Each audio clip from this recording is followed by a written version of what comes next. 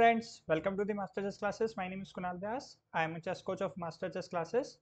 Master Chess classes में मैं आपके लिए आज जो बेसिकली वीडियो लेकर के आया हूँ वो है mating motives queen bishop battery and queen plus rook battery and इसके अलावा मैं आपको सिखाऊंगा गॉर्डन्स मेट। बेसिकली गाइस ये जो मीटिंग पैटर्न्स होते हैं ये आपकी टैक्टिकल स्किल्स को बहुत ज़्यादा हेल्प करते हैं और आपको गेम में क्विकली टैक्टिक्स फाइंड करने को मिलती है। तो यहाँ पर ये जो पोजीशन है, अब मैं आपको बताता हूँ क्वीन बिशप बैटरी में बेसिकली होता क्या है। बैटरी में क्या होता है, आपका जो मेजर पीस होता है वो आगे होता है और आपका जो दूसरा माइनर पीस या मेजर पीस होता है लाइक रुक एंड बिशप वो पीछे होता है। तो ये वाली जो पोजीशन है इसमें ये जो बिशप है C7 वाला ये क्वीन D6 को प्रोटेक्ट कर रहा है और बेसिकली ये एक ही डायगोनल में है। तो क्वीन बिशप बैटरी के लिए जो हमारा क्वीन एंड बिशप है वो एक ही डायगोनल में होना चाहिए, क्वीन आगे और बिशप पीछे होना चाहिए। तो यहाँ पर गाइस हम देख सकते हैं कि यहाँ पर ये बैटरी अगर ये पॉन ना हो तो ये बैटरी यहाँ तक बिलोंग कर रही है, लेकिन प्रॉब्लम क्या है कि ये मेरा खुद का जो पॉन है E5 वाला वो इसके रास्ते में है।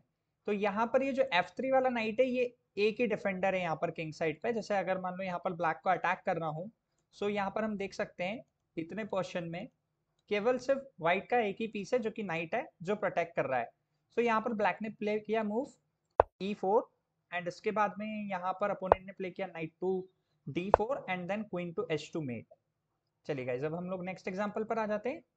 ये भी क्वीन एंड बिशप बैटरी का एग्जांपल है। यहाँ पर भी हम देख पा रहे हैं कि ये जो नाइट है ये इस H2 पॉन को डिफेंड कर रहा है और दूसरी बात ये है कि B8 वाला बिशप और क्वीन D6 जो है ये बैटरी बनी हुई है ऑलरेडी। तो बैटरी बेसिकली मेट परफॉर्म करने के लिए ही यूज की जाती है जनरली।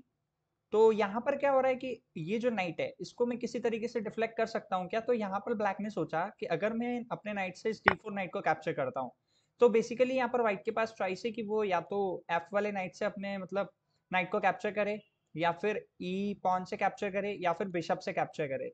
तो गाइस बेसिकली अगर वो बिशप से कैप्चर करता है तो हम नाइट G5 खेल के यहाँ पर दूसरे डिफेंडर को भी अटैक में ले सकते हैं, जिसकी वजह से क्या होगा गाइस यहाँ पर कि अगर मान लो जैसे उसने G3 मूव प्ले किया, सो अगर उसने G3 मूव प्ले किया तो यहाँ पर क्या होगा,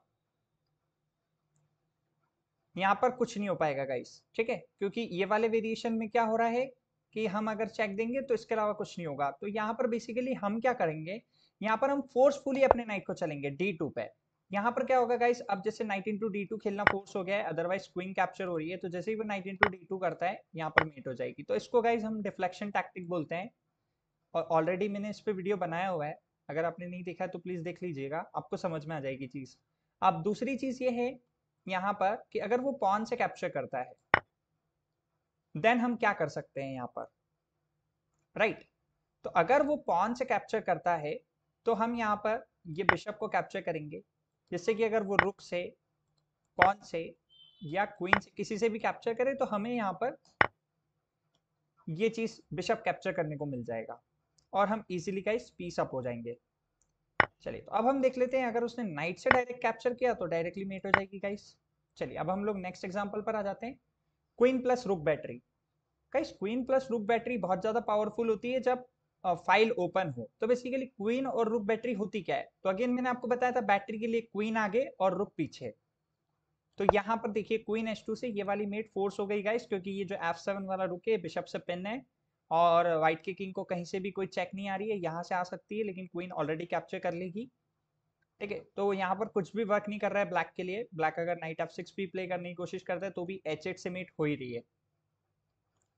चलिए नेक्स्ट एग्जांपल पर हम लोग आ जाते हैं। ये पोजीशन भी बहुत इंपॉर्टेंट है गाइस, क्योंकि देखिए यहाँ पर ओपन फाइल्स एग्जिस्ट कर रही है और जब भी ओपन फाइल्स एग्जिस्ट करती है तो बेसिकली टैक्टिक्स आती ही आती है जनरली, खासकर जब किंग सामने हो। ओके तो यहाँ पर व्हाइट ने प्ले किया combination bishop G7, rook into G7, rook into G7 check. Guys force moves है तो अपोनेंट को रिप्लाई करना ही पड़ेगा आइदर वे, मतलब या तो वो अपने वाले पीस को कैप्चर करे या फिर वो बचे। तो यहाँ पर किंग इंटू G7 पॉसिबल है और किंग H8 पॉसिबल है, लेकिन अगर वो किंग H8 खेलता है then queen into H7 met हो जाएगी गाइस। तो यहाँ पर किंग इंटू G7 खेलना ही पड़ेगा। तो दूसरी चीज ये हो जाएगी गाइस कि यहाँ पर हम खेलेंगे रुक G1 चेक। यहाँ पर यहाँ नहीं जा सकते क्योंकि क्वीन का अटैक है, और यहाँ पर भी नहीं जा सकता h6 पे क्योंकि क्वीन का अटैक है, तो बेसिकली जाना पड़ेगा h8। एंड यहाँ पर गाइज हम देख पा रहे हैं कि जो क्वीन नाइट और ये बिशप है ये सब आउट ऑफ प्ले, तो यहाँ पर व्हाइट ने प्ले किया क्वीन g4, अब ये g7 से मेट हो रही है गाइज।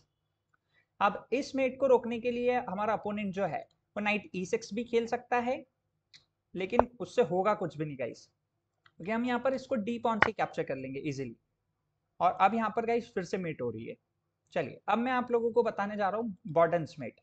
बॉर्डन्स मेट काफी इंपॉर्टेंट होती है जब लॉन्ग कैसल की पोजीशन होती है जनरली, तभी ये पैटर्न अप्लाई होता है, क्योंकि उसके लिए ये पोजीशन चाहिए होती है गाइस। इसे ध्यान से देखिए, अपोनेंट की किंग की, रुक की, नाइट की और पॉन्स की कुछ ऐसी पोजीशन चाहिए रहती है। उसके बाद में हमारा एक बिशप इस तरीके से पूरा किंग के वे को ब्लॉक करके रखता है, रास्ते को ब्लॉक करके रखता है। तो यहाँ पर मैं देख पा रहा हूँ अगर मैं अपनी क्वीन को यहाँ पर सेक्रीफाइस करूँ तो मेरा अपोनेंट पॉन से कैप्चर करेगा, फोर्स है, लेकिन मेरा बिशप यहाँ से चेक देना चाहिए, तो मेट हो जाती है बॉर्डन्स मेट की। लेकिन यहाँ पर मेरी खुद की पॉन प्रॉब्लम कर रही है, तो यहाँ पे गाइज मैंने क्लियरेंस टैक्टिक्स का यूज किया।